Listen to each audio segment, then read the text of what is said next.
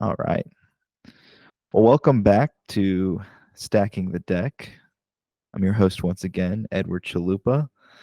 Our host this week, Easton Evans, won't be joining us. He's got a little tied up at the moment, but I'm happy to share our latest guests, Rachel Sanchez and Nico Pilarski. Did I pronounce that correct? You did, right on. Okay, awesome. Awesome. Mine's easy. It's like Taco Bell.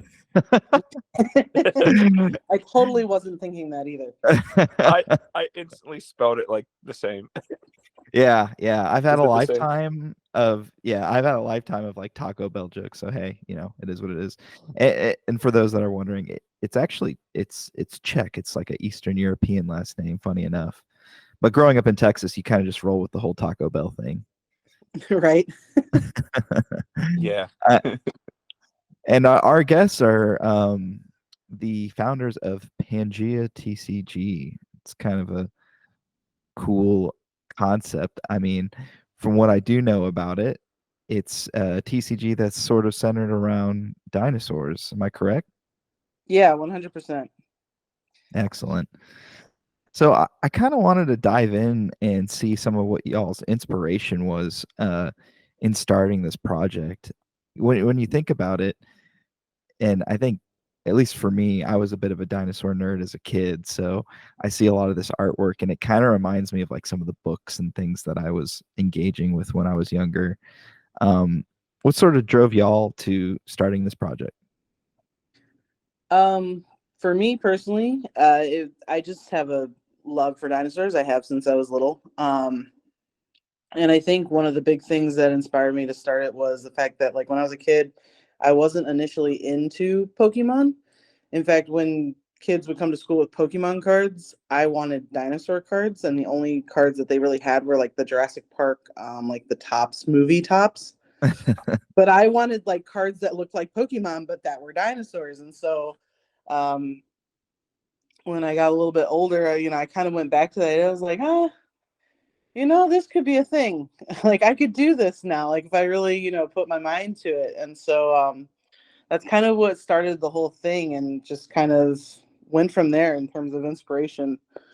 Yeah, you're like Charizard. That's not going to cut it. Sorry. Don't I get me want. wrong. I was a huge Pokemon fan as a kid. Still am. But when they first came out, I was like, this is not as cool as the T-Rex. Thanks. Yeah. We want the real thing. Okay. Nico, how about yourself? Yeah. Where you were missing the Tyrannosaurus, Rach? Yeah. Where's that card at? Luckily, we have one now. No, for me, yeah, I grew up loving Pokemon. Like in third grade, Pokemon was banned at my school. Like I had to change desks because of because of the Pokemon craze back then. Oh Then, yeah. yeah, and then it came back in 2020. Um, and that's when I got back in of that summer of COVID, and it was a Leonhardt video. But throughout from the 4 years since then, I I I really loved a lot of the indie TCGs. I've backed a couple on Kickstarter, and like I was going crazy with them. Maybe a year after I met Rachel, and me and her were always friends.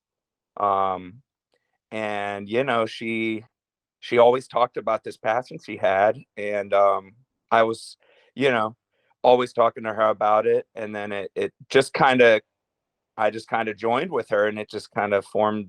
I never knew I would help with making our own, but it's been amazing, and I'm sure she can just say so much things we've learned throughout this.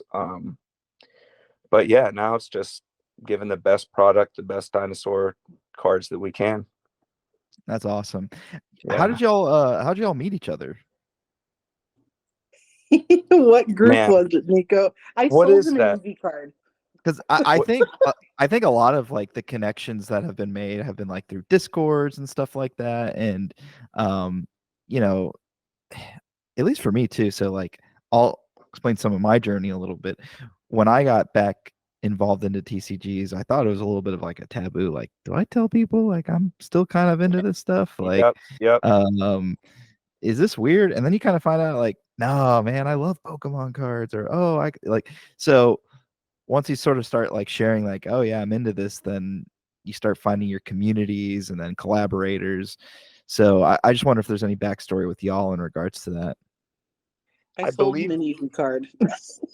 Yes. I mean, what was it? I think it was one of the It was a Facebook shining. It groups. was a shining. I think it was a Hidden Fates Eevee, shiny Man, Eevee, I or loved a something like few that. cards, Oh, and yeah, I think I was. I don't even know if I was completing that set, but I remember meeting her, and she sold me a shiny Eevee. Like, what else? I think that might have been it. like, That was I don't. it, and then the rest was like, we have a buddy. His name is Austin, and he was doing like streams and all that stuff. And so I'd always hop in there, and he'd always be in there with him, and that's kind of how we all became friends. And then Yeah, Nico is by far one of my best friends that I could have ever asked for. So it's just funny how it started over an Eevee card. that's even like awesome. it was probably like I don't know. I don't think a full year from when I started collecting back in like 2020. But yeah, I mean, I was always I became a streamer, and then like I did that for like 2 years. Um, and yeah, we just talked ever since that Eevee. Ever since the Eevee. Hey, you know what? People love Eevee. I'm a Charmander fan myself. Oh, Yeah, really? Huh. Well, I wonder why is that? Yeah. Maybe it's the lizard-like qualities. you know I what? mean, I never thought of that. It is I too. didn't either until he said it, That's actually. funny. Well, if I had to guess. Um, so one thing when it comes to developing, trading card games and things like that, y- like anything, it's not all like sunshine and roses. Has there been any challenges that y'all faced while developing Pangea? Is there anything that's kind of come up and you're like, huh, I didn't quite think of that, or maybe logistics issues? Or Um, is everything just perfect? Definitely not. I think that Mm-mm. developing a TCG is not for the faint of heart. Like if you're gonna Mm, go into it, you're gonna have to expect some kind of learning curve, and the mm, amount of work that goes into it. There's a lot of work that goes into it, especially if you're trying to do things right. Um, I think one of the biggest issues was even recent where we submitted our files to the printer and they weren't even the right size. Like the US size is different than what the printer size was. And so we had mhm. to reformat like every single card to fit their format. And I think that was one of the big things like that just wasn't even expected when it comes to like even just product development. I think that I think a lot of people underestimate the amount of time that goes into that stuff too. And so I think that has been one of the big things that him and I collectively have kind of come to. We're like, oh, this takes a lot of time, which I mean, it's fine. I love doing it, and so does he. So I mean, it works out. We just have an amazing team behind us that helps support us with that as well. So it's helped a lot. So you're telling Yeah. me you just don't like, you know, chat GPT, insert this and you're done? You just don't print it out? What Man, gives? if only it were that easy. If It I'm could only. be, teasing. and yeah, just like recently, it could be like the smallest little thing, like especially with templates, like they could throw off the card, or like, it classic technology. Like, I mean, for one thing, we had what was it just the other we had like a random border sticking out. Like it was like, why is that there? Stuff like that like, okay, yeah, maybe on one card, but you got to fix it on all these. Um, and it's a constant thing. And as much as like anybody who's creating this and anyone who has like collectors and players, and you know we want to create like the best community we can, we want to get everything out as soon as possible. I've always preached that because I've bought into the games before, and it's like I don't like the like I don't want my own community waiting, but it's like if we're not ready, we're not. You know what I mean? Like we can't just Right. we got to have everything right. Yeah, it's like so it's such a double-edged sword, isn't it? It's It like is. I can get you the stuff quicker, but then the quality is not like up to par, or there's the whole QC process, and at that Oh point you're yeah. damaging your brand because you're not delivering on what you're specifically were looking to do. But then the flip side, it's like I could have y'all wait and it could be right. So you're never going to really please everyone, and I guess No. that's like the catch-22 of it all. But yeah. And it's like this is our first full set, so it's all new. Even though we came out with like our sample set, our promo set, um, this is a whole new printer that we're using, WJPC, and it's just like going through all giving them what they need, and just it's a constant. It's so much back and forth. Like I don't think anybody who hasn't done it knows how much we're going and we're Yeah. talking to them. But it's like it's going to continually get better because I mean, like I said, this is our first full set, full booster boxes, theme decks, So Yeah, you gotta like build the relationship with the manufacturer. You know what I mean? Like the first oh yeah, run of One hundred everything's still percent. like, hey, here's where our preferences are, this, that, and the other. And there's just so much nuance that's involved with that, again, part of the reason why we even have this podcast to begin with is just sort of to articulate, like, okay, there's a lot more nuance involved with this process than there are just, easy button Well, hashtag. yeah, it's not even just that, right? You also have the idea of even playtesting your game and making sure that your wording is correct, the mechanics work, you know, work Mhm. in a way that really captures the players. And I think that's where we can attribute, Stab Crab Games for helping us out with that. And shout out to them because they've been phenomenal. oh my goodness, But that's another aspect. So you have design, you have gameplay, you have the marketing that goes into it, you have the time, you have the money, you have all these things that go into making this game what it needs to be. Your relationship with our artists, like with the artists that do the artwork for the cards, all those things, and then on top of that, you have the relationships that you have with your community as well. And so if you take all of that and you put it together, there's a lot of moving parts. And, as some people might not know how many moving parts there actually are when it comes to making a game. That's right. Yeah. You yeah. know, um, and just to be clear for our audience too, y'all are releasing your first set formally this month. Am I correct? There's a slight delay with it right now. We did announce that to our community just because of the file issues. So we had every intention to print this month and deliver by the end of this month. But now we're pushed back by at least 2 to 3 weeks ish Oh, with okay. that, just because of the file formatting. That's not that bad of a delay, honestly. No, I was more anticipating hearing 2 to 3 months, but 2 to 3 weeks is like no big deal. And y'all wrapped up your Kickstarter as well. And I looked at that. It looked like you guys had a pretty solid Kickstarter. How do you feel about that? thankful. Yeah. Yeah, Um, yeah, I really thank our community for that. And then everybody who's involved up until that point and past that point as well. Our community has been extremely supportive.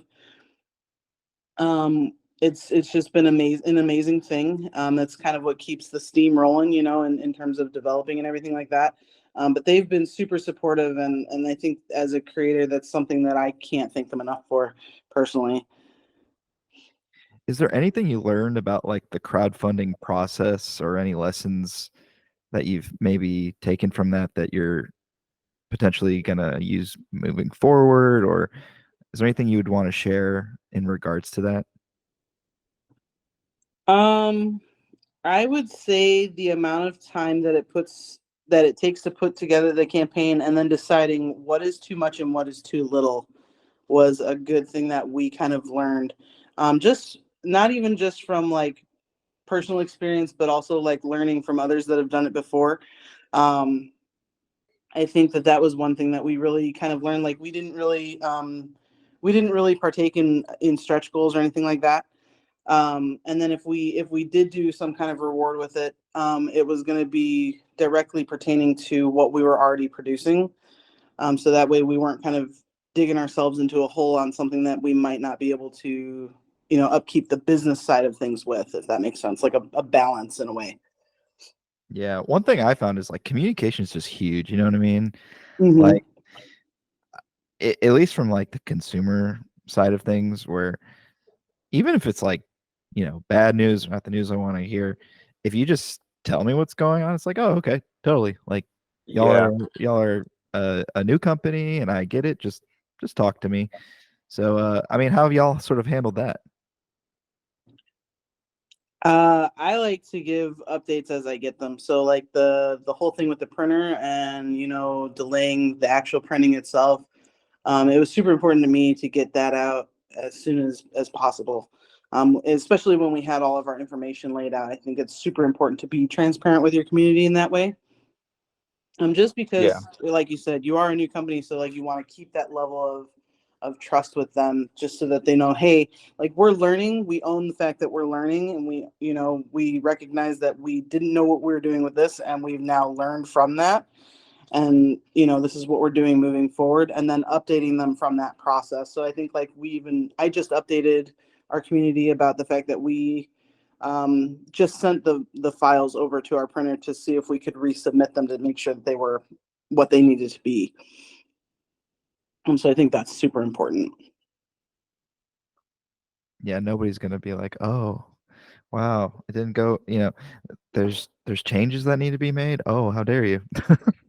Yeah. I mean, but I've seen, like we're on a bunch of discords, or at least I am, and it's like you've seen that though. Like there has been other backlashes like with that you'll see, and like Mhm. you said, like you can't make everyone happy, but like we got to do the best thing that we can do for the game, and just like Rachel said, just being truthful, transparent, and keeping those updates. And I think like sticking to your word, like even um last year, like we were saying all year, like we want to do Kickstarter by the end of the year, and then we were like, all right, let's, like, we were pushing in November, and then pushed it out for the month of December, and then it was like off to the races. And yeah, just always giving them updates, man. Rachel's the best at that. I we try. you really are, like with the Discord aspect, and Facebook, Instagram. um yeah, Yeah, we were man. updating those so much. And one of our friends was like, hey, you haven't updated the Kickstarter. And I'm like, oh my gosh, how did we forget that? Like little things, like we were updating, but yeah, it's got to be on like every side, Yeah, yeah. You're just to doing. be You're wearing like 30 different hats. right. Yep. Um, and the balancing act with indie Kickstarters, especially, is it's trust, right? So, Yeah, there's some folks that have historically felt, burnt by some games based of on course. X, Y, and Z. And, you know, y'all aren't that game or those games, but at the same time, people do have that memory of like, well, okay, well, this happened to me, and I'm worried about it happening again. So it's like you're already battling like previous perceptions from another game, even if it isn't, has nothing to do with y'all. And I think what's unique about indie Kickstarters as a whole is like it's kind of funny. Like a lot of the folks that are interested in these games, they're not like specifically like loyal. Like they're more willing to try new stuff. They're fairly open minded, and they want to experience new games and new TCGs. But the flip side, the inverse of that, is they also, you know, there needs to be a level of trust with the company and in the audience, right? So, Yep. 100%. Yeah. and that's just sort Yep. of an observation that I've noticed through these conversations with other creators and things like that. Um, I wanted to get back to like y'all's general pitch. So, like, when y'all are talking about Pangaea to potential players or with somebody who's unfamiliar with the game, how would you pitch Pangaea to somebody? What makes it unique and exciting for those that might not be aware of it? I think for me personally, I think the most unique aspect would be probably our resource system, in my opinion. Despite the fact that like everything's around dinosaurs, right? Like, so you have dinosaurs, you have event cards, which are like cards that last for a duration as opposed to like an instant like action card or like a what you would consider like a spell card in a different game. Mm-hmm. But our resource system, it kind of it kind of takes away land locking in a way, if you want to call it that, where you have your fossilized ambers, which are like your actual energies, and you can put those down, right? But let's say you don't get any of those, and so you have a dinosaur on your battlefield, and it's got a number in the top right corner. It's also its size. So our board, you don't have to pay to play a dinosaur. You can it's pay by size. So if a dinosaur, so let's say you have a smaller dinosaur, it's gonna be a size like 1 through 3, or yeah, 1 through 3, and then so you can amass that up to a size of 10 on your board, if that makes sense. Um, but that same number also correlates with your fossil energies. So if you wanted to, let's say you wanted to play an action, but you don't have any like energies to do that, you can fossilize that dinosaur and take the energy from that dinosaur to do that. That's pretty So cool.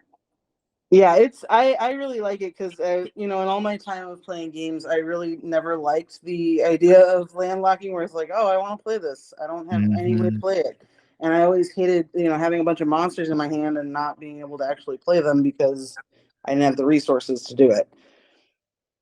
Yeah, okay. Yeah, that's that's so infuriating. That's one way to tilt, and it's happened to me so many times. You're like, okay, can't wait to play play some Magic or whatever, and you just totally draw dry on land, and you're like, oh well, I guess I don't get to play the game.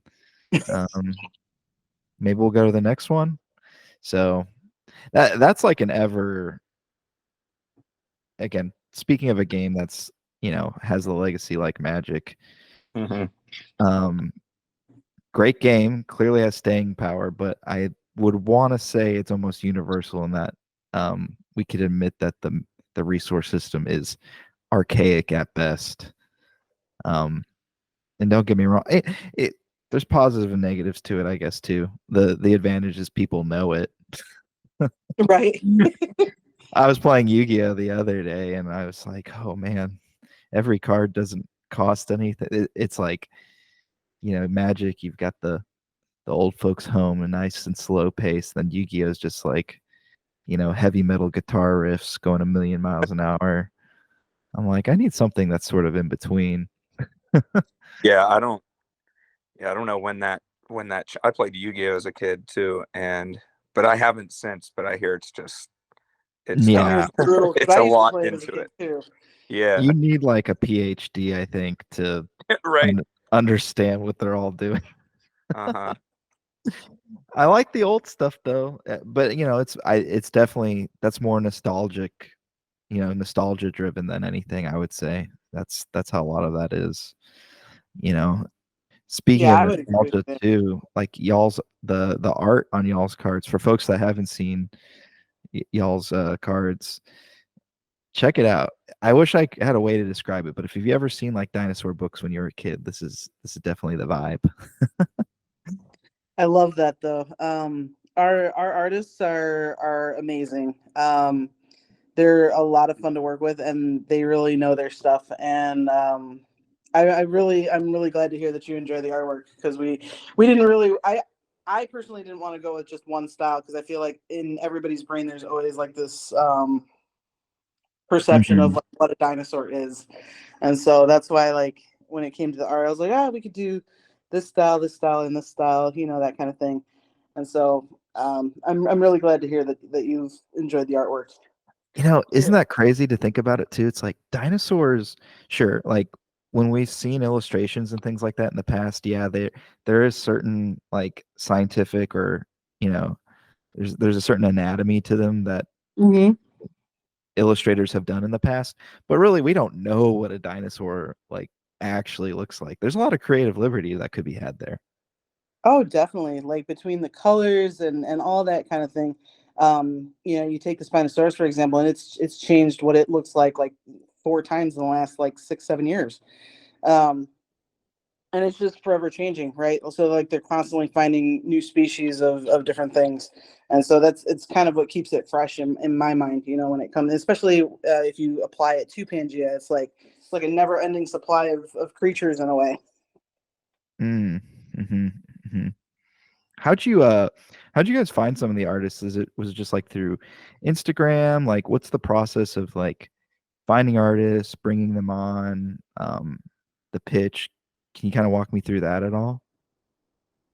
So one of them I had actually followed for a while. I had been a fan of his work for a while. His name is Aram. He is going to be the artist. If you look on our cards, he's got like the black and white ballpoint pen style because he does it all in ballpoint pen. Mm. He's phenomenal at what he does. And I've been following him forever. He does a lot of fan art for Jurassic Park. And I remember telling you, I was like, I want this one. This is the one I want. This is the Yeah. guy I want. This is him. Oh yeah, we both thought that. He's yeah. Yeah. I mean, and like I remember in the beginning when we had maybe just him, like you can look up, it's amazing how many Instagram like dinosaur artists there are. Like it's just like a whole different a whole different thing. And Um yeah. What's worse is a lot of them don't get the recognition they deserve. If you no, take our artist Adam, he does phenomenal work. He makes me insane. question Yep. my entire artistic career Yeah. because he just spits them out. He just rapid fire spits them out, and they're phenomenal. Like the Yep. colors, the highlights, everything. It's The phenomenal. realistic. He Yeah. has like 5,000 followers. Like that's it. It's like I'm like, bro, how? Yeah, Like he would. you're so Yeah. good. When we got him, I mean, I would feel like every time we've asked him to do art, as soon as me or Rachel get it, we send it to each other and we're just like, oh my god, Rach. Like there's been some that I've actually, it was so good that I'm like, secret rare. Like we could switch up cards because they're that good, we've done that. Yeah, and then we have Brian. Brian Bootsart, amazing as well. He does that Yeah. cartoony style that you probably got from like the book feel. Yep. He's like really bright colors, bold colors.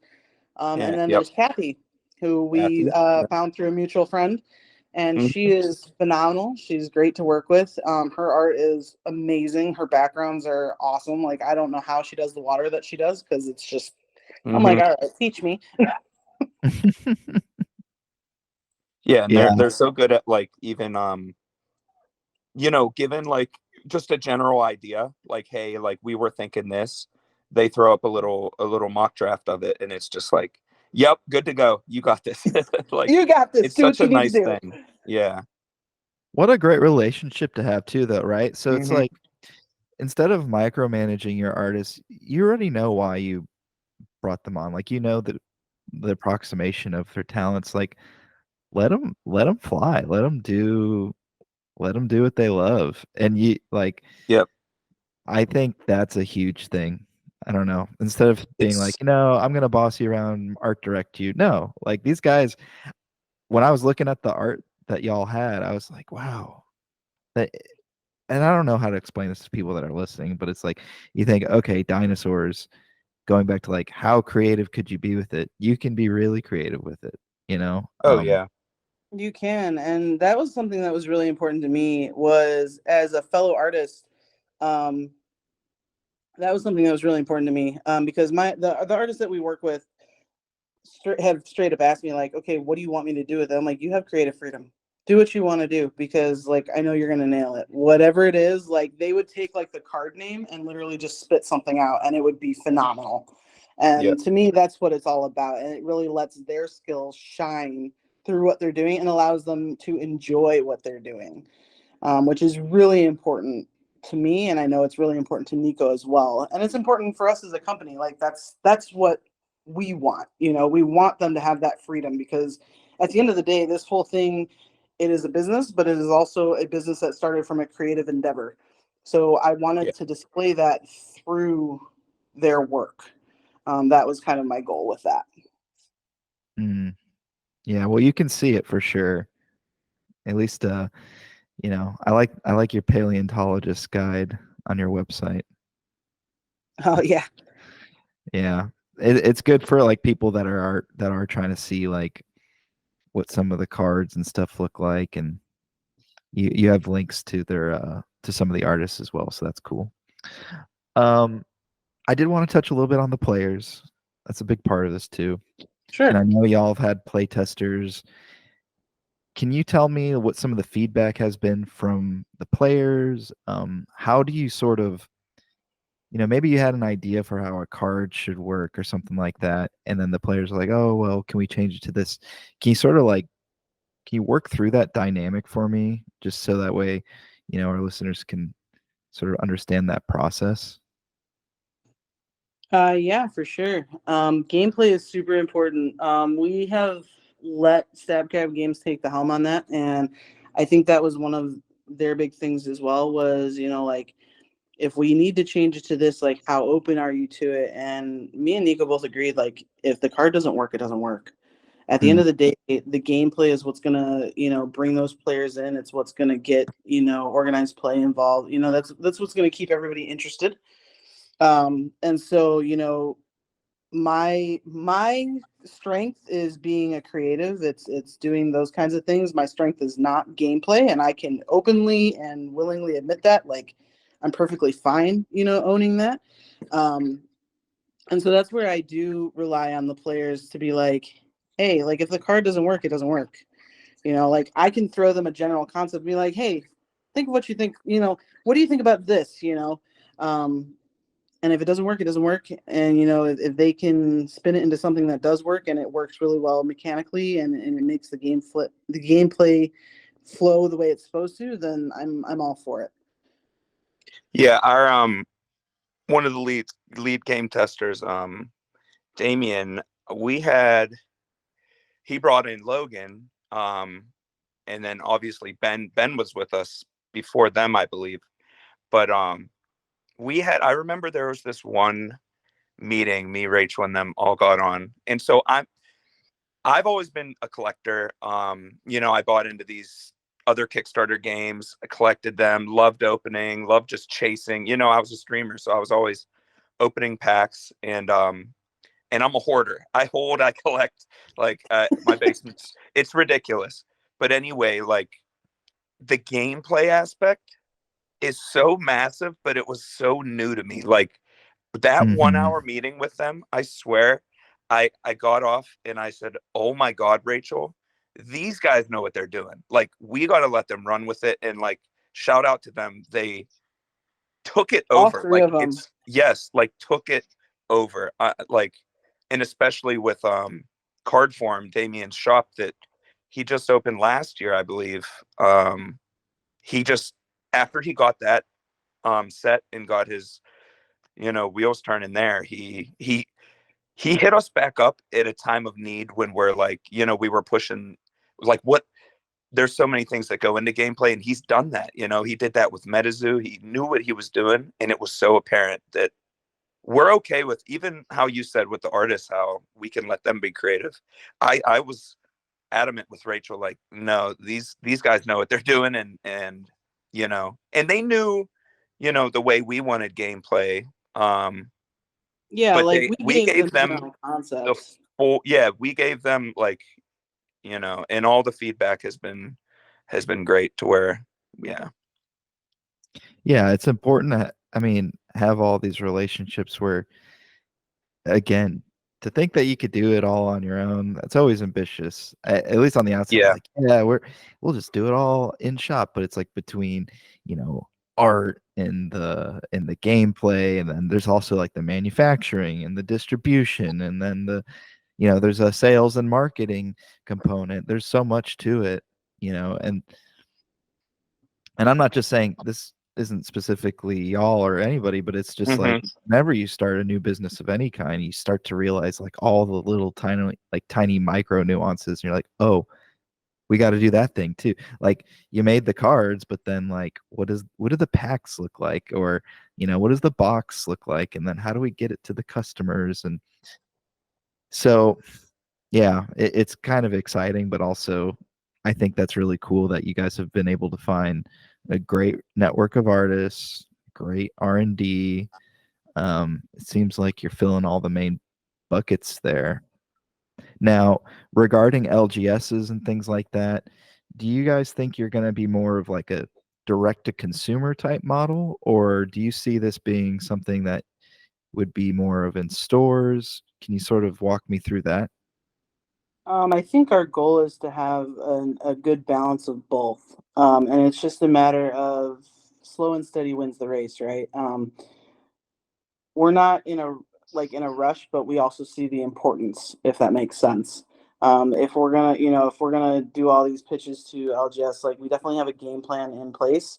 It's just a matter of like nailing out the fine details. And I think those are going to be things that we really sit down and hash out once we get this manufacturing hiccup, kind of tackled. Yeah. So I think that's great because first impressions are huge. And I think there's a lot of LGSs that have also felt sort of burned in some previous Kickstarters and things like that. In some stores, they'll take the risk on your product maybe once, but you have to make sure it's like, you have everything buttoned up. And I'm not going to name some other games, but there's at least here local in DFW, they tried on some, but they got burnt 2 or 3 times. They're like, okay, we'll give them a second chance. I think second chance days are kind of behind us for the time being. There's still first chance, but because if you've been I think our burned, goal I think our goal is to more or less build the communities within that LGS so that it's not like a, hey, buy my product. It's more, hey, like, let's see if we can build a community around this so that it brings people in, and, gives you a reason to want our product as opposed to like, hey, can you just buy this? That would be great. I mean, we got to help them, and it's got to make sense for them, 100%. Yeah. So, Nico, I know you have a background in streaming a little bit. Has any of the product sort of been engineered for streaming at all, or like a little collectability type element? Yeah, that's like we're keeping the secret rares all I was telling her like, we wanted the first person to pull it is someone who's getting the boxes, right? Like our community. But I'm so excited for that to be unveiled and see what they're trying to get. Like that was huge to me because in these other games I've been in, um, like just having a beautiful card. Like I always said to her, like the secret rares, like you got to pull that and be like, dang, I want that so bad. Like, you know what I mean? Like it has to be like that. Mm-hmm. Keep people wanting it, but then and playability with them. But just having that piece of art that's like, whoo, yeah. Yeah, Um, we gotta have that shiny cardboard. you have to, man. It's got to pop, and so yeah, we definitely have that, and we have a reverse rare in each pack and a holo in each pack, but they can also be a legendary holo. They can be a Also they, rare. yeah, like an alternate, like yeah, full art. Um, and then it's also like it's such a like when you create these, it's also like how many is good for the box? What is good for when you open a box? Like how many should be in it? Because you want it to be fun, um, like not having a pack that's like just nothing in it. You know what I mean? Mm-hmm. So Yeah. each pack got to be just like the continual chase when doing that. And I think there's different elements to that collectability too with us is we really started to make it a little bit different and more like immersive. Yep. So there's parts of this game that actually relate to real life. So like if you take Warden for example, we put it in a sample set in 2022, and the community found out that it was actually directly related to Sue the T-Rex in Chicago. Mm. And so stuff like that is also very important with the collectability aspect. There's a kind of a sense of a paleontology collectability, if you will. Yeah. Oh, that's kind of cool. Yeah. Yeah. All right. All right. Um, I kind of wanted to sort of wrap things up. I wanted to know, is there anything that's been particularly memorable in y'all's personal experience as you've worked through um, producing Pangea? Is there anything that sort of has stood out to you that maybe I don't know, just wasn't something you may have otherwise anticipated? It could be something that you thought was funny too. I don't know. Ed Montana. That's a good question. That's a Damien and Logan will get that. So will all our testers. That was an inside joke from the testers. There's a card that there's a dinosaur, and it's basically they've been nicknaming. So like there's one that's known as jalapeno or jalapeno, just because it's said funny. Like all the dinosaurs have like some of them have these like long weird names, and so one of them is jalapeno or jalapeno, and the other one is Ed Montana. That has stuck out with me since I found out about it. Maybe you do like, I don't know, at some point you could do like an alternate mini set or something where it's just the The the tester, the the names that tester they give them. memes or something, you know. Yeah, I mean, and with that, like, you know, I don't even know when he was formed, but Rachel made this, I think it was for the promos for one of the collecticons we went to. But Rachel just put it was a little green dino, and we called him Doodle Rex, and he just like he literally it started with that, but then it and then he made his way on a card, and it was like one of the coolest arts done by Rachel, and I fell in love with it. Like I love like that we can as a dinosaur TCG, like you could still be like silly and funny and kid friendly, and then you can also have these realistic, you know, just amazing arts. And but no, I love when you said the subset, I thought of that. I'm like, ooh, maybe. Hey, you never know. No, you never People, know.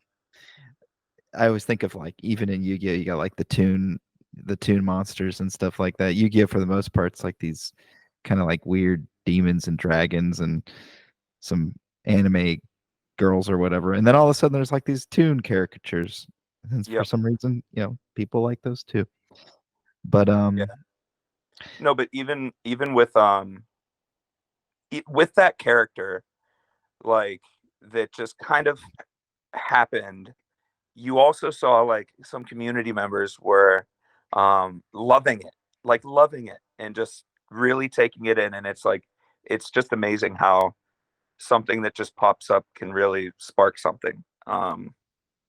it's all And about engagement. Whatever gets yep, people excited, that's yep, really all it needs to be. And that's the thing about art or being a creator or anything in general. At the end of the day, you might have your vision and kind of what you want, but it's the community that takes it away. yeah, They're the champions. yeah, Yeah, it's definitely something that I think you know the way I look at it is like the game's nothing without the community. If there's no players, there's yeah, no game. If there's no community in general, like there's no nothing with it. Pangea is just something that we slapped into a file and printed off at that point. That's right. So I think that's one of my big takeaways is the support of the community yep, and the people on our team, from game testers to Ben, Logan, Damien, all of our artists, Nico, all of those things, all of those people have been amazing, and it's been an amazing journey so far. And it's very heartwarming, to be honest.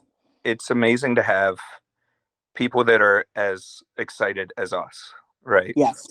Like, And even this talk, like I'm probably gonna get off and talk to Rach. Like, man, I'm so much more amped because you gotta keep that excitement going with like what we're trying to get through right now. Just a couple little hurdles, but yeah, you got to just keep moving.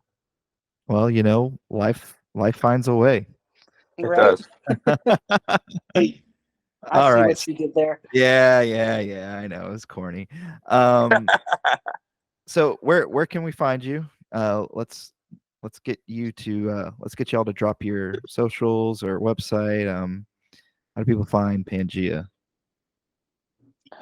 So you can find us on Instagram, Pangaea TCG. We also have a Discord. I can toss you a link, but you can also find that link to our Discord on the Instagram as well. It's in our bio. You can also find us at www.pangaeatcg.com. And so I think, yeah, we have a Facebook group, but it's not really a linkable group. It's, but it's also under Pangaea TCG as well. Yeah. Excellent. Well, Rachel, Nico, appreciate you stacking the deck with me this evening. Yeah, I'm definitely. looking forward to seeing what Pangaea brings to the table here soon with y'all's first set. And yeah, thanks for popping in.